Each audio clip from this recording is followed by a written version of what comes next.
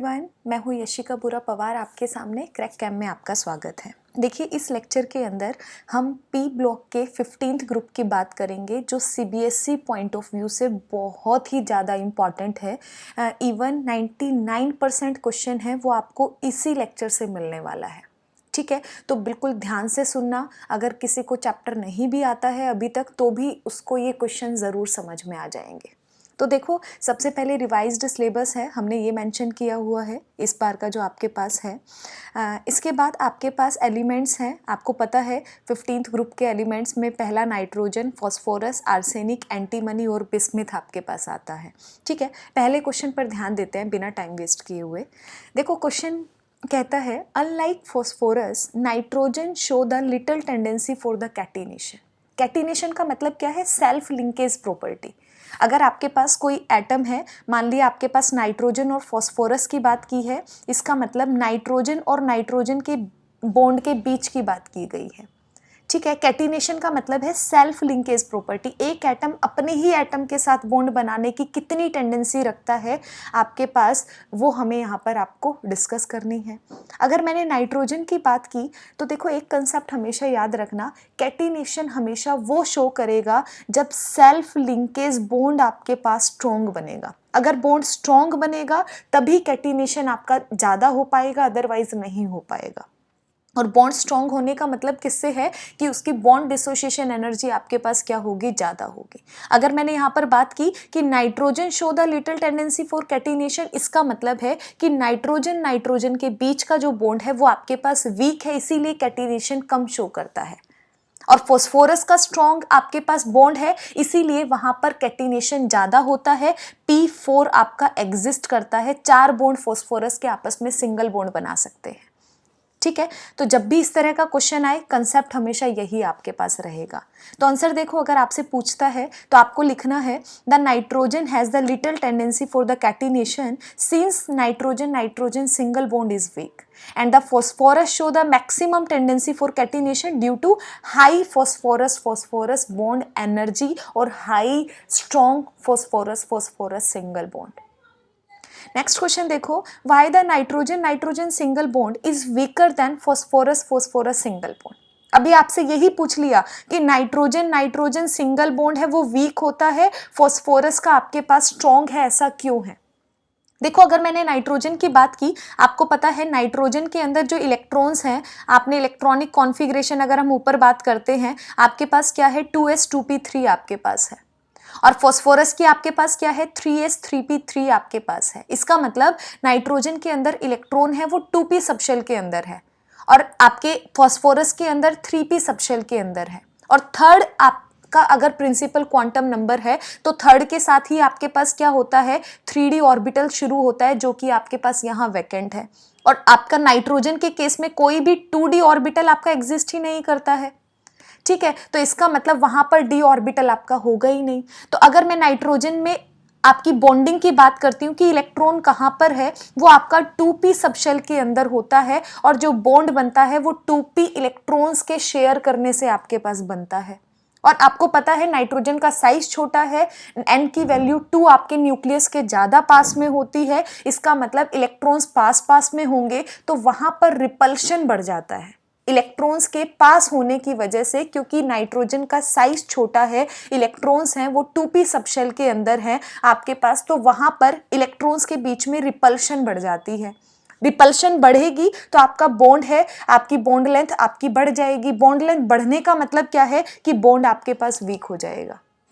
जबकि आपने फॉस्फोरस का अगर हम बात करते हैं, इलेक्ट्रॉन्स 3p सबशेल के अंदर आपके पास है, तो यहाँ पर p पाई बॉन्डिंग देखने को आपको मिलेगी। तो यहाँ पर इलेक्ट्रॉन्स हैं, कंपैरेटिवली नाइट्रोजन के केस में रिपल्शन कम होती है, और आपके पास क्या होगा? बॉन्ड स्ट्रॉन्ग आपके पास बन जाएगा। अगर आपसे डायरेक्ट क्वेश्चन पूछता है why nitrogen nitrogen single bond is weaker than phosphorus phosphorus bond, then you have to write due to the greater repulsion between the non-bonding electrons of 2p subshell of nitrogen atom than those of the non-bonding electrons of 3p subshell of phosphorus atom। अगला question देखो, bismuth is a strong oxidising agent in the pentavalent state. Answer same रहेगा। Question को दो तरीके से पूछा गया है सीबीएसई में। बिस्मिथ आपका स्ट्रॉन्ग ऑक्सीडाइजिंग एजेंट होता है, ठीक है, पेंटावेलेंट स्टेट में, मतलब जब आपके पास ऑक्सीडेशन स्टेट 5 है, +5 ऑक्सीडेशन स्टेट के अंदर अच्छा ऑक्सीडाइजिंग एजेंट की तरह बिहेव करता है। या फिर एक क्वेश्चन पूछा गया है कि ये आपके पास एंटीमनी से बिस्मिथ ज़्यादा अच्छा ऑक्सीडाइजिंग एजेंट है, ऐसा क्यों होता है।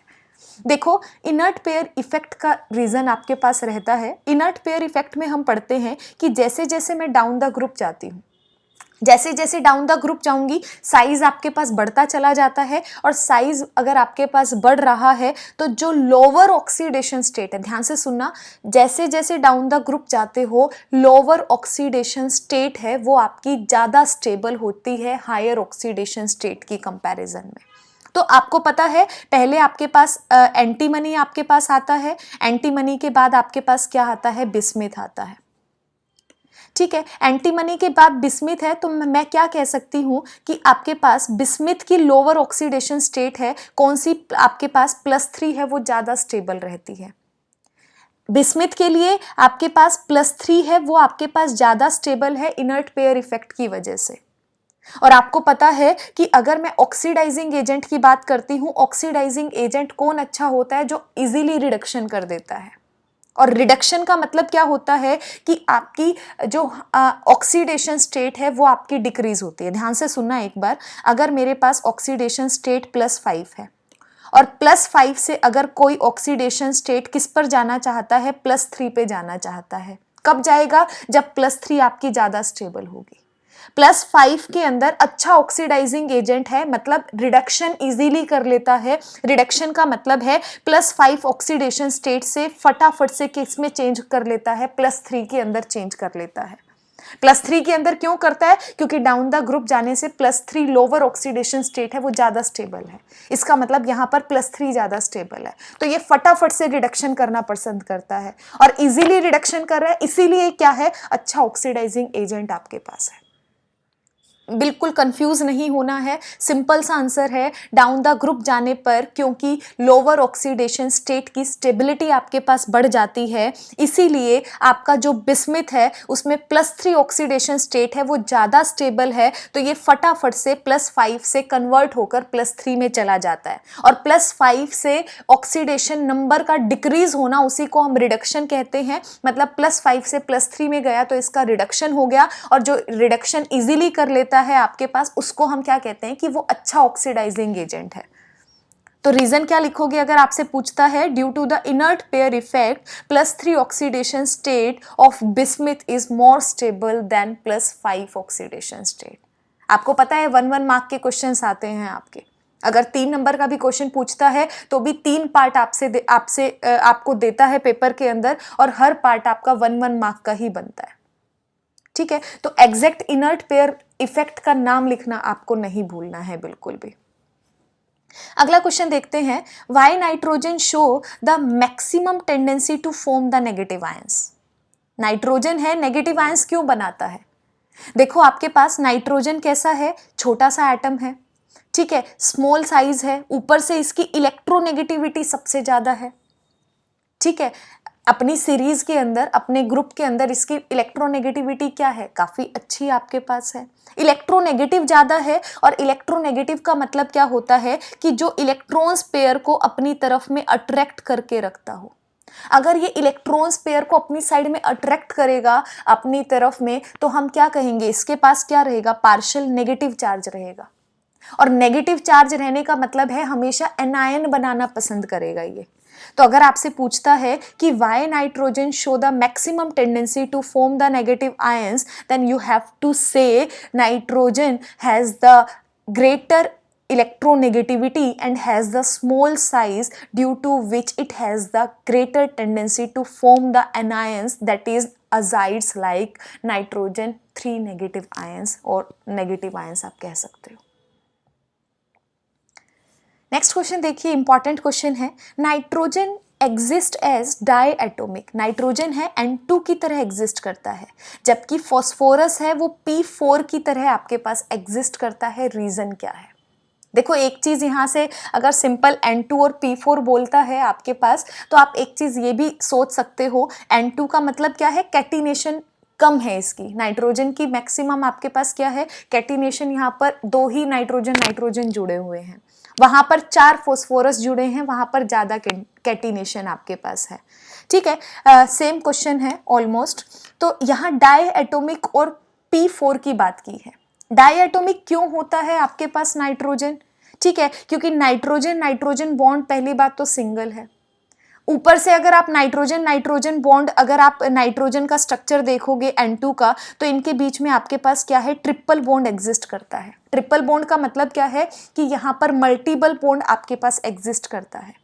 तो मेन रीजन आपका यही है। आप कहोगे क्योंकि नाइट्रोजन का साइज छोटा है, इसी वजह से ये मल्टीपल बॉन्ड बनाने की टेंडेंसी रखता है, जबकि फॉस्फोरस का साइज बड़ा है तो वहाँ मल्टीपल बॉन्ड आपके पास नहीं बनते हैं, और मल्टीपल बॉन्ड होने की वजह से ही आपके पास ये डाई एटोमिक होता है। और फॉस्फोरस का साइज बड़ा है, मल्टीपल बॉन्ड नहीं बना सकते हैं, कैटिनेशन ज़्यादा शो करता है, strong bond single strong bond ज़्यादा रहता है, तो हम कहते हैं कि वो टेट्रा एटोमिक की तरह बिहेव करता है, उस फॉर्म में एग्जिस्ट करता है। तो अगर आपसे क्वेश्चन पूछता है nitrogen, why nitrogen exist as a diatomic whereas phosphorus exist as the tetraatomic molecule, then you have to write, due to the small size of nitrogen atom, it can form the p-pi multiple bond with the another atom, whereas the size of phosphorus atom is very large, so it cannot form the multiple bond, due to which it exists as the tetraatomic molecule. अगला question देखो, why molecular nitrogen is not reactive. इसने बोला ये जो N2 है वो ज्यादा reactive क्यों नहीं है? रिएक्टिव क्यों नहीं है? क्योंकि नाइट्रोजन के बीच में मल्टीपल बॉन्ड बन रहा है, ट्रिपल बॉन्ड आपके पास बन रहा है, यहां देखो ट्रिपल बॉन्ड आपके पास बन रहा है। और अगर ट्रिपल बॉन्ड है, इतना स्ट्रॉन्ग बॉन्ड है, तो आपको इसको तोड़ने के लिए एनर्जी भी क्या करनी पड़ेगी, ज्यादा देनी पड़ेगी। इसका मतलब इसकी बॉन्ड डिसोसिएशन एनर्जी क्या होगी, बहुत ज्यादा होगी, ट्रिपल बॉन्ड स्ट्रॉन्ग बॉन्ड बनने की वजह से। और अगर बॉन्ड एनर्जी इतनी ज़्यादा है तो ऑब्वियसली इसकी रिएक्टिविटी क्या हो जाएगी, बहुत कम आपके पास हो जाएगी। तो आंसर में आपको लिखना है, due to the presence of triple bond between the nitrogen its bond dissociation energy is very large, due to which it is very less reactive in nature. अगला क्वेश्चन देखो, ये भी बहुत इंपॉर्टेंट क्वेश्चन आपके पास है। ठीक है, इसने बोला है the bond angle of ammonia, bond angle between NH3 is greater than the PH3। NH3 का बॉन्ड एंगल है वो ज़्यादा होता है PH3 के कंपैरिजन में। बहुत इंपॉर्टेंट क्वेश्चन है, सबको आंसर पता होना चाहिए। ध्यान से देखो, अगर मैं नाइट्रोजन अमोनिया की बात करती हूँ, NH3 की बात करती हूँ, तो आपने शेप हमने वेस्पर थियरी में भी पढ़ी है कि इसकी शेप आपके पास कैसी होती है, पिरामिडल होती है। 3 आपके पास क्या रहेंगे, आपके पास बॉन्ड रहेंगे, 3 बॉन्ड पेयर आपके पास होते हैं हाइड्रोजन के साथ, और 1 लोन पेयर आपका एग्जिस्ट करता है। सिमिलर वे में आपके पास PH3 का जो स्ट्रक्चर है, यहाँ पर भी फॉस्फोरस है, 3 बॉन्ड आपके पास, 3 बॉन्ड पेयर आपके पास हाइड्रोजन के साथ होते हैं। ठीक है, और 1 लोन पेयर आपके पास यहाँ पर भी प्रेजेंट होता है। और अगर मैं शेप की बात करती हूँ तो यहाँ पर भी आपके पास क्या है, पिरामिडल शेप है। अब डिफरेंस कहीं नहीं है, यहाँ पर भी 3 बॉन्ड पेयर है, यहाँ पर भी 3 बॉन्ड पेयर है, एक लोन पेयर आपके पास है। तो मतलब lone pair bond pair repulsion के बिहाफ पर हम नहीं बता सकते कि बॉन्ड एंगल आपके पास कम होगा या ज़्यादा होगा। डिफरेंस कहाँ है, सिर्फ और सिर्फ सेंट्रल एटम पर डिफरेंस है। यहाँ आपके पास नाइट्रोजन दिया हुआ है और इधर आपके पास क्या है, फॉस्फोरस है। अब नाइट्रोजन और फॉस्फोरस की अगर मैं बात करती हूँ, सबसे पहले तो नाइट्रोजन का साइज छोटा है, इलेक्ट्रोनेगेटिविटी आपके पास ज्यादा है। फॉस्फोरस की इलेक्ट्रोनेगेटिविटी बहुत कम है और इसका साइज क्या है, बड़ा आपके पास है। अब इलेक्ट्रोनेगेटिविटी की वजह से देखो क्या है, अगर नाइट्रोजन की इलेक्ट्रोनेगेटिविटी ज्यादा है तो ये जो NH बॉन्ड आपके पास है, इस NH बॉन्ड के अंदर इलेक्ट्रॉन्स को क्या करता है, इलेक्ट्रॉन नेगेटिव ज्यादा होने की वजह से अपनी साइड में अट्रैक्ट करके रखेगा। यहाँ पर भी अगर मैं सेकंड वाला बॉन्ड देखती हूँ, यहाँ पर भी आपके पास इलेक्ट्रॉन्स हैं नाइट्रोजन हाइड्रोजन बॉन्ड में, वो स्लाइटली किसकी तरफ होते हैं, आपके पास नाइट्रोजन की तरफ रहेंगे, क्योंकि वो ज़्यादा इलेक्ट्रोनेगेटिव है, तो इलेक्ट्रॉन पेयर को अट्रैक्ट करने की टेंडेंसी उसकी ज़्यादा होती है। इन द सेम वे आपके पास इलेक्ट्रॉन्स हैं वो इस नाइट्रोजन हाइड्रोजन के बीच के बॉन्ड में नाइट्रोजन की तरफ मिलेंगे। देखो छोटा सा साइज है, ऊपर से इलेक्ट्रोनेगेटिव की वजह से इलेक्ट्रॉन इसी की तरफ में आपके पास आ रहे हैं, तो इलेक्ट्रॉन इलेक्ट्रॉन के बीच में क्या होगा, रिपल्शन आपको देखने को मिलेगा। छोटा सा साइज, इलेक्ट्रॉन पास पास में, रिपल्शन बढ़ गया, रिपल्शन बढ़ेगा तो इसके बीच का बॉन्ड एंगल क्या हो जाएगा, उसकी वजह से बढ़ जाएगा। जबकि अगर मैं फास्फोरस की बात करती हूं, इलेक्ट्रोनेगेटिविटी कम है, तो इलेक्ट्रॉन्स आपके पास क्या होते हैं, थोड़े से मिड में ही प्रेजेंट होते हैं। ठीक है, साइज बड़ा है तो यहां पर रिपल्शन कम होती है, इस वजह से NH3 के कंपैरिजन में यहां बॉन्ड एंगल आपका क्या होता है, कम होता है, जबकि NH3 के अंदर क्या होगा, ज़्यादा होगा। तो अगर आपको आंसर लिखना पूछा तो आप लिखोगे due to the nitrogen atom is the more electronegative than the phosphorus atom due to which the bond pair in the ammonia are more towards the nitrogen atom in the NH bond than the bond pair in PH bond in PH3. Therefore, force of repulsion between the bond pairs is greater in NH3 than the PH3. बहुत important है। I hope आपको समझ में आया हो। कोई भी अगर आपको डाउट है तो आप कमेंट बॉक्स में कमेंट करके आप मुझे बता सकते हो, जल्दी से जल्दी जितना पॉसिबल होगा मैं आपका डाउट क्लियर करूंगी। अगला क्वेश्चन देखो, why NH3 is more basic than PH3। अब यहाँ बेसिसिटी पूछ रहा है कि अमोनिया की बेसिसिटी आपके पास ज़्यादा है। अब बेसिसिटी किस पर डिपेंड करती है, जहां इलेक्ट्रॉन डेंसिटी आपके पास ज़्यादा होती है। ठीक है, जहां इलेक्ट्रॉन्स ज़्यादा अवेलेबल होंगे आपके पास डोनेट करने के लिए अवेलेबिलिटी बढ़ेगी इलेक्ट्रॉन्स की, इलेक्ट्रॉन डेंसिटी की वजह से, उसकी वजह से हम क्या कहेंगे कि बेसिक नेचर का आपके पास है। तो हमें यहाँ देखना इलेक्ट्रॉन डेंसिटी कहाँ ज़्यादा है। अब देखो NH3 और PH3 की अगर मैं बात करती हूँ, अभी हमने बात की थी, नाइट्रोजन का साइज छोटा है, इलेक्ट्रोनेगेटिव आपके पास ज़्यादा है। इलेक्ट्रोनेगेटिव ज़्यादा होगा तो इलेक्ट्रॉन्स को क्या करेगा, अपनी साइड में अट्रैक्ट करेगा आपके पास। तो पहले से जो इलेक्ट्रॉन्स थे दोनों में सेम है, बॉन्ड पेयर आपके पास, नंबर ऑफ इलेक्ट्रॉन्स आपके पास आउटर मोस्ट सबशेल के अंदर आपके पास सेम है, वैलेंस इलेक्ट्रॉन सेम है, लेकिन इलेक्ट्रोनेगेटिविटी नाइट्रोजन की ज़्यादा है, तो इलेक्ट्रॉन नाइट्रोजन की तरफ में ज़्यादा होते हैं, मतलब नाइट्रोजन पर इलेक्ट्रॉन डेंसिटी बढ़ रही है। और अगर नाइट्रोजन पर इलेक्ट्रॉन डेंसिटी बढ़ रही है तो हम क्या कहेंगे, वो ज़्यादा बेसिक आपके पास है। आंसर में आप लिखोगे NH3 is more basic than the PH3 due to the small size and the high electronegativity of nitrogen, due to which the electron density on nitrogen atom is maximum. अगला question देखो, why the boiling point of NH3 is higher than PH3। अब पूछता है कि boiling point क्यों ज़्यादा है। मैंने आपको बताया था कि अगर कहीं आपको हाइड्रोजन बॉन्डिंग दिखाई दे रही है तो वो हमेशा बॉइलिंग पॉइंट के अंदर रिस्पॉन्सिबल रहेगी। हम स्टार्टिंग में ही पढ़ते हैं NH3 हाइड्रोजन बॉन्ड कहाँ बनता है, सिर्फ आपका नाइट्रोजन हो या फिर फ्लोरीन का केस आपके पास हो या ऑक्सीजन का केस हो, क्योंकि ये छोटे साइज के हैं, इलेक्ट्रोनेगेटिविटी इन 3 एलिमेंट्स की ज़्यादा होती है।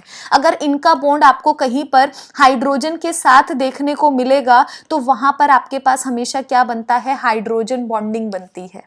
और यहाँ देखो नाइट्रोजन और हाइड्रोजन है, नाइट्रोजन का साइज छोटा है, इलेक्ट्रोनेगेटिविटी ज़्यादा है, एटम है वो हाइड्रोजन के साथ बॉन्ड है, इसका मतलब यहाँ पर क्या है, inter molecular hydrogen bonding exist करेगी, जिसकी वजह से इसका बॉइलिंग पॉइंट ज़्यादा होगा, क्योंकि PH3 के अंदर हाइड्रोजन बॉन्डिंग नहीं होती है। तो रीजन में लिखना है due to the presence of intermolecular hydrogen bonding between ammonia या नाइट्रोजन और हाइड्रोजन बॉन्ड। अगला क्वेश्चन देखो, why the dipole moment of NH3 is higher than PH3। देखो डायपोल मोमेंट, डायपोल किस पे डिपेंड करता है, आपके पास पोलैरिटी पे डिपेंड करता है। और पोलैरिटी का मतलब क्या है कि जितना आपके पास पॉजिटिव और नेगेटिव चार्ज डिस्पर्स होगा उतनी ही ज़्यादा पोलैरिटी होगी। जितना ज्यादा पोलैरिटी उतना ही ज्यादा पोलर आपके पास होगा, तो उतना ही डाइपोल मोमेंट उसका ज्यादा होगा। दोबारा देखो, पोलैरिटी से मतलब होता है डाइपोल मोमेंट का, जितना चार्ज डिस्पर्स होगा, जितना ज्यादा पोलर होगा, डाइपोल मोमेंट भी उतना ही ज्यादा होता है। और NH3 के अंदर नाइट्रोजन और हाइड्रोजन की अगर मैं बात करती हूं, नाइट्रोजन में इलेक्ट्रोनेगेटिव आपके पास ज्यादा है, तो नाइट्रोजन पर नेगेटिव चार्ज आपके पास रहेगा और आपके पास हाइड्रोजन पर पार्शियल पॉजिटिव चार्ज आपके पास रहेगा। फॉस्फोरस हाइड्रोजन के अंदर बात करूंगी, इलेक्ट्रोनेगेटिविटी फॉस्फोरस की ज्यादा है हाइड्रोजन के कंपैरिजन में, लेकिन इतनी ज्यादा नहीं है, वहां पार्शियल नेगेटिव चार्ज ज्यादा नहीं होता है, कंपैरेटिवली कम होता है। तो disperse positive negative charge ammonia में ज्यादा है, तो इसीलिए आप क्या कहोगे, अमोनिया है वो ज्यादा पोलर है और उसी की वजह से डाइपोल मोमेंट भी क्या होगा, उसके अंदर ज्यादा होगा। आंसर में लिखना है due to the high electronegativity of the nitrogen atom than phosphorus, NH bond is more polar than the PH bond. अगला क्वेश्चन देखो, ये भी बहुत इंपॉर्टेंट है, ट्रेंड्स जनरली आपसे पेपर में पूछता है, कॉम्पिटिशन्स में भी पूछे जाते हैं, CBSE भी पूछता है आपसे। Arrange the 15th group element hydrides in the increasing order of boiling point and the basic nature and the reducing nature. आपको ट्रेंड याद होना चाहिए, रीजनिंग क्वेश्चन भी हम ऊपर नीचे देख लेंगे, ठीक है, लेकिन ट्रेंड आपको पता होना चाहिए डायरेक्टली। अगर मैं रिड्यूसिंग नेचर की बात करती हूं, आपका डाउन द ग्रुप जैसे जैसे आप जाते हो, रिड्यूसिंग नेचर हाइड्राइड्स का 15th ग्रुप के एलिमेंट्स का बढ़ेगा। सबसे कम आपका अमोनिया का रहेगा, बिस्मिथ के हाइड्राइड का सबसे ज्यादा रहेगा। नॉर्मल ट्रेंड है, कुछ भी एक्सेप्शन यहां पर नहीं है। Down the group reducing nature बढ़ेगा आपके पास, क्योंकि साइज बढ़ जाता है। अगला देखो, अगर बॉइलिंग पॉइंट बहुत इंपॉर्टेंट ट्रेंड है, यहां पर बच्चे जनरली मार खाते हैं।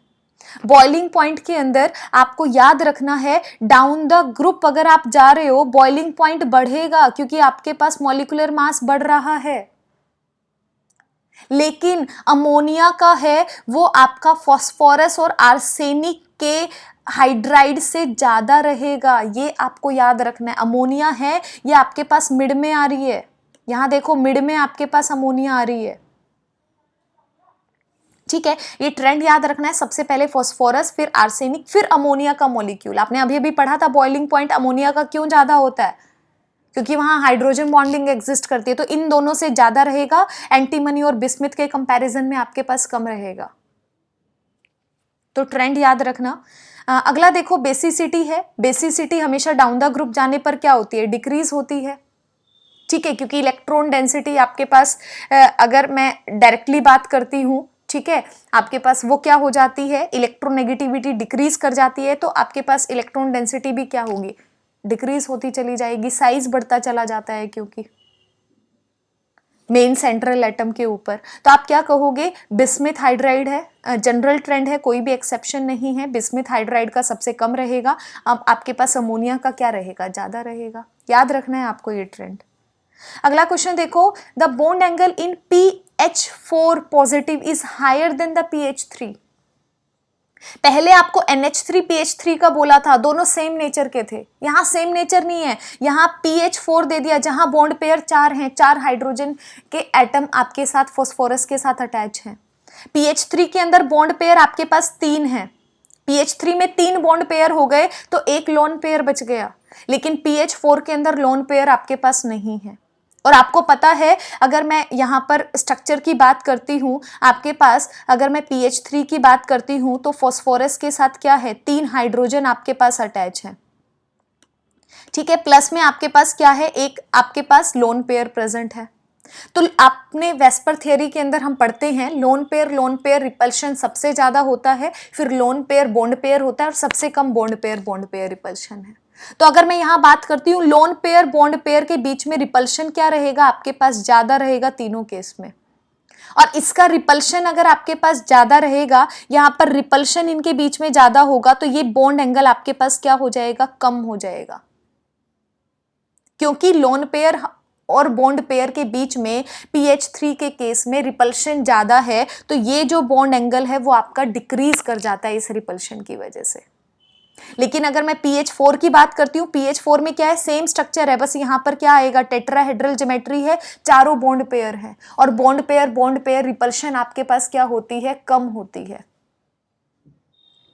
ठीक है, तो रीजन में आपको क्या लिखना है, P phosphorus in PH3 is sp3 hybridized and it has the 3 bond pair and 1 lone pair. Due to the presence of lone pair bond pair repulsions, the tetrahedral angle decreases. That's why the bond angle in PH3 is lesser than the PH4 positive. अगला question देखो, NCl5 is not formed by. इस तरह के question हर group के अंदर आएंगे आपके।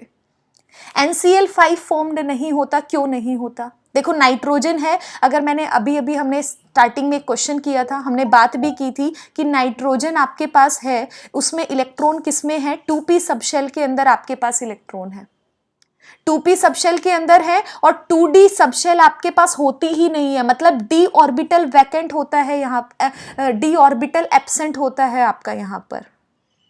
और अगर d ऑर्बिटल एब्सेंट है आपके पास तो इलेक्ट्रॉन्स जंप करके d ऑर्बिटल में नहीं जा सकते इसका मतलब कोवैलेंसी को आप एक्सटेंड नहीं कर सकते हो, और अगर कोवैलेंसी एक्सटेंड नहीं होगी तो ऑक्सीडेशन नंबर है वो हायर वाले शो नहीं करता है ये एटम।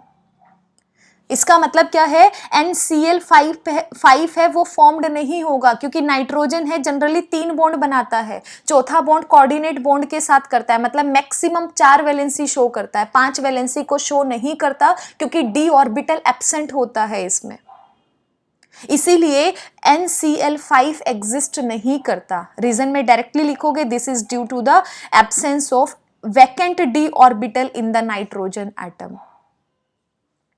अगला क्वेश्चन देखो, why does R3p double bond O exist लेकिन R3n double bond O is not exist, और R यहां पर क्या है, एल्काइल ग्रुप आपके पास है।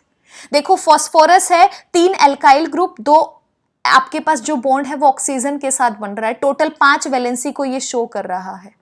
लेकिन अगर मैं यहां पर बात करूं R3n डबल बॉन्ड O, यहां पर भी 5 आपके पास वैलेंसी है, 3 एल्काइल ग्रुप के साथ, 2 आपके पास ऑक्सीजन एटम के साथ। और अभी हमने लास्ट क्वेश्चन के अंदर बात की है कि नाइट्रोजन का साइज छोटा है, लास्ट इलेक्ट्रॉन है 2p सबशेल के अंदर है, और सेकंड प्रिंसिपल क्वांटम नंबर के अंदर d ऑर्बिटल एग्जिस्ट नहीं करता है। मतलब यहां पर क्या है, absence of vacant d orbital है, जिसकी वजह से कोवैलेंसी आपकी एक्सटेंड नहीं कर सकती, तो ये कोवैलेंसी 5 मतलब 5 बॉन्ड आपके पास नहीं बना सकता है, मैक्सिमम 4 बनाता है। तो इसीलिए आप कहोगे R3n double bond O exist नहीं करता। लेकिन फॉस्फोरस के अंदर इलेक्ट्रॉन्स 3p सबशेल के अंदर होते हैं, तो वहां पर 3d ऑर्बिटल है वो आपके पास वैकेंट होता है, इलेक्ट्रॉन्स एक्साइट करके 3d ऑर्बिटल्स के अंदर चले जाते हैं, जिसकी वजह से कोवैलेंसी एक्सटेंड हो जाती है, और ये +5 तक भी अपनी जो बॉन्ड है बनाकर मॉलिक्यूल्स को स्टेबल फॉर्म में एग्जिस्ट करवा सकता है। क्वेश्चन आंसर क्या लिखोगे अगर आपसे पूछता है, Y does R3p double bond O exist but R3n double bond O does not? Due to the absence of vacant d orbital in the nitrogen atom, it can show the maximum covalency of 4. But in R3n double bond O, nitrogen has the covalency of 5, which is not possible. अगला question देखो, write the reaction of thermal decomposition of sodium azide. आपको बताना है अगर sodium azide को मैंने heat कर दिया तो क्या बनेगा। याद रखना, सोडियम मेटल प्लस में नाइट्रोजन गैस आपकी इवॉल्व हो जाएगी। अगला क्वेश्चन देखो, write the conditions for the manufacture of ammonia bye Haber process. Haber process बहुत इंपॉर्टेंट है, किसके लिए होता है, अमोनिया की प्रिपरेशन के लिए यूज करते हैं। नाइट्रोजन हाइड्रोजन को मिक्स किया, अंडर सर्टेन कंडीशंस आपके पास क्या बनती है, अमोनिया आपके पास बन जाती है। अब ये कंडीशंस बहुत इंपॉर्टेंट है, इन कंडीशंस के बिना आपको अमोनिया नहीं मिलेगी इजीली।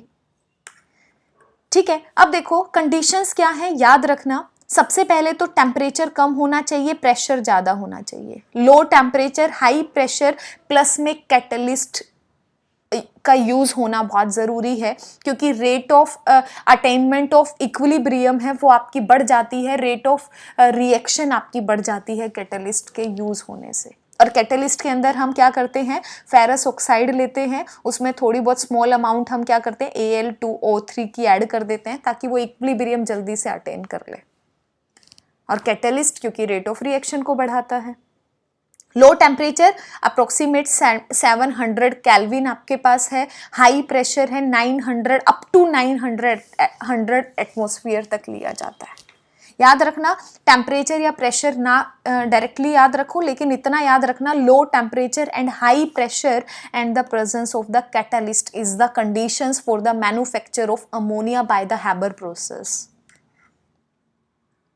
अगला क्वेश्चन देखिए, in the structure of HNO3 molecule the NO bond is shorter than the NOH bond. इसने कहा कि NO बॉन्ड है वो छोटा है। कोई बॉन्ड छोटा कब होता है, जब उसकी बॉन्ड लेंथ ज्यादा होती है, और अगर बॉन्ड लेंथ ज्यादा है तो मैं क्या कहती हूं कि बॉन्ड वीक है। इसका मतलब क्या है, NO बॉन्ड आपके पास क्या हो सकता है, वीक हो सकता है। सॉरी, बॉन्ड लेंथ की बात कर रहा है यहाँ पर। NO बॉन्ड शॉर्टर है, मतलब बॉन्ड लेंथ आपके पास कम है, इसकी 121 पिकोमीटर है। और बॉन्ड लेंथ कम होने का मतलब क्या है कि बॉन्ड स्ट्रॉन्ग आपके पास बनता है। और यहाँ पर क्या है, NOH बॉन्ड है, इसकी बॉन्ड लेंथ 140 पिकोमीटर है, मतलब इसकी बॉन्ड लेंथ ज्यादा है, इसका मतलब बॉन्ड आपके पास वीक रहेगा। अब आपको यही बताना है, आंसर आपको यहीं से ही पता चल गया होगा कि NO बॉन्ड शॉर्टर है। क्यों? क्योंकि स्ट्रॉन्ग बॉन्ड बन रहा है। स्ट्रॉन्ग बॉन्ड कैसे बनता है, अगर आप HNO3 का स्ट्रक्चर देखोगे, वहां नाइट्रोजन ऑक्सीजन के बीच में आपके पास पार्शियल डबल बॉन्ड एग्जिस्ट करता है रेजोनेंस की वजह से। और पार्शियल डबल बॉन्ड क्या है, स्ट्रॉन्ग बॉन्ड है सिंगल के कंपैरिजन में। जबकि NOH बॉन्ड आपके पास कैसा होता है, सिंगल बॉन्ड आपका एग्जिस्ट करता है। सिंगल बॉन्ड क्या है, वीक है डबल के कंपैरिजन में। तो आप क्या लिखोगे, due to the resonance NO bond is having partial double bond character, hence it is shorter than the NOH bond. अगला क्वेश्चन देखो, write the name of the complex compound formed in the ring test of nitrate ion. Nitrate ion की identification के लिए इसकी confirmatory test आपके पास क्या होता है, रिंग टेस्ट होता है, जिसको हम ब्राउन रिंग टेस्ट भी बोलते हैं। अब ब्राउन क्या है, जो कॉम्प्लेक्स यहां पर बनता है उसका कलर ब्राउन है। आपको इसका नाम ही बताना था कि कॉम्प्लेक्स कौन सा है, वो आपको लिखना था यहां पर। तो याद रखना आपके पास Fe वाटर के 5 मॉलिक्यूल होते हैं, NO है, ओवरऑल आपके पास चार्ज है वो +2 रहता है। ऑक्सीडेशन स्टेट नहीं है, ओवरऑल चार्ज है कॉम्प्लेक्स पर। ठीक है, तो इसका नाम आपको पता होना चाहिए। अगला क्वेश्चन देखो, NF3 is an exothermic compound whereas NCl3 is not. Exothermic है। एक्सोथर्मिक क्यों है, यहां फ्लोरीन का डिफरेंस है, यहां क्लोरीन का डिफरेंस है, क्योंकि फ्लोरीन ज्यादा इलेक्ट्रोनेगेटिव है। इलेक्ट्रोनेगेटिव ज्यादा होगा तो NF बॉन्ड आपके पास स्ट्रॉन्ग बनेगा, और स्ट्रॉन्ग बॉन्ड जितना ज्यादा बनेगा एक्सोथर्मिक आपके पास टेंडेंसी है होने की उतनी ज्यादा आपके पास बढ़ जाती है। क्या कहोगे, due to the high electronegativity of fluorine NF bond is stronger than the NCl bond. इसी चैप्टर के अंदर कुछ इंपॉर्टेंट रिएक्शंस हैं जो आपको पता होना चाहिए। ठीक है, याद रखना इन रिएक्शंस को। देखो पहली क्या है, अमोनियम डाइक्रोमेट है आपके पास। अमोनियम डाइक्रोमेट को अगर आप हीट करते हो तो याद रखना नाइट्रोजन गैस है, इवॉल्व होती है, water as a side product होगा, Cr2O3 आपके पास बनेगा। अगला देखो, अमोनियम क्लोराइड है, NH4Cl के अंदर NaNO2 अगर आप डालते हो तो भी आपके पास नाइट्रोजन गैस बनती है, साथ में सॉल्ट NaCl बाहर निकलेगा, वाटर आपका बाहर निकल जाएगा। अब ये रिएक्शन नीचे वाली बड़ी इंपॉर्टेंट है। अगर 2-3 आपने कार्बन आयोडीन के साथ समझ ली तो यहां से क्वेश्चन बहुत पूछता है। नीचे वाली रिएक्शन से कार्बन में कंसंट्रेटेड नाइट्रिक एसिड डाला, जब भी कंसंट्रेटेड नाइट्रिक एसिड डालोगे NO2 बाहर निकलेगी, इस चीज को याद रख लेना। यहां पर कार्बन के अंदर कंसंट्रेटेड नाइट्रिक एसिड डाला, क्या बना आपके पास H2CO3 है, ये आपके पास बन गया, प्लस में वाटर रिलीज हुआ, NO2 गैस आपके पास बन गई। आयोडीन के अंदर कंसंट्रेटेड HNO3 डाला तो भी NO2 बन रहा है आपके पास, और साथ में वाटर होगा, और आयोडीन की वजह से क्या बनेगा आपके पास, HiO3 आपके पास बनेगा। आगे देखो, फास्फोरस है, फास्फोरस के अंदर कंसंट्रेटेड HNO3 डालूंगी, फिर से NO2 बनेगा, वाटर बनेगा, प्लस में क्या बनेगा, H3PO4 आपके पास बनेगा। सल्फर में कंसंट्रेटेड डालूंगी तो आपके पास सल्फ्यूरिक एसिड वाटर आपका बनेगा, लेकिन साथ के साथ वही आपके पास NO2 बनेगा। अब ये NO2 क्यों बार बार बोल रही हूँ वो आपको अगली रिएक्शन से समझ आएगा, बहुत इंपॉर्टेंट है, बार बार रिपीट होती है जिंक और कॉपर के साथ। जिंक के अंदर अगर आपने कंसंट्रेटेड HNO3 डाला है तो NO2 रिलीज होती है, प्लस में वाटर और जिंक नाइट्रेट आपके पास बन रहा है। लेकिन अगर मैंने कंसंट्रेटेड की बजाय डाइल्यूट डाल दिया तो NO2 नहीं बन रहा है, आपके पास N2O बन रहा है। ये इंपॉर्टेंट है, बाकी वही बनेगा, जिंक नाइट्रेट प्लस में वाटर आपका रिलीज होगा। याद रखना, अगर कंसंट्रेटेड मेरे पास HNO3 है आपके पास तो NO2 बाहर निकलेगा, और अगर मेरे पास डाइल्यूट है तो आपको साइड प्रोडक्ट में क्या करना है, मेन प्रोडक्ट में क्या निकले होगा, आपके पास N2O होगा। इसके बाद देखो कॉपर है, कॉपर के अंदर अगर मैंने नाइट्रिक एसिड डाला कंसंट्रेटेड तो फिर से NO2 बनेगा, प्लस में वाटर होगा और कॉपर का नाइट्रेट आपका कॉम्प्लेक्स बना लेगा। लेकिन अगर मैंने डाइल्यूट डाला, अब फिर से इंपॉर्टेंट है, सेम बन रहा है, कॉपर नाइट्रेट वाटर आपका रिलीज हो रहा है, लेकिन यहां पर ना N2O बनता है ना NO2 बनता है, यहां पर NO बनता है।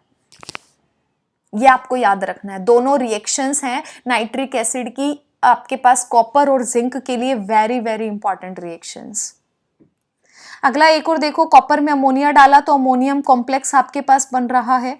सिल्वर क्लोराइड के अंदर आपने अमोनिया को डाला तो आपके पास सिल्वर अमोनियम क्लोराइड का आपके पास कॉम्प्लेक्स बन रहा है। अगर बेरियम अजाइड को हीट करते हैं तो बेरियम और नाइट्रोजन गैस आपकी इवॉल्व हो जाती है। यहाँ पर जो ये 4 रिएक्शंस हमने पढ़ी हैं इनको प्लीज ध्यान रखना, ठीक है। साथ में कई बार कॉपर आपके पास कार्बन की है, ये भी पूछ ली जाती है, कार्बन और आयोडीन वगैरह के साथ, लेकिन सबसे ज़्यादा ध्यान देने वाली है जिंक और कॉपर के साथ।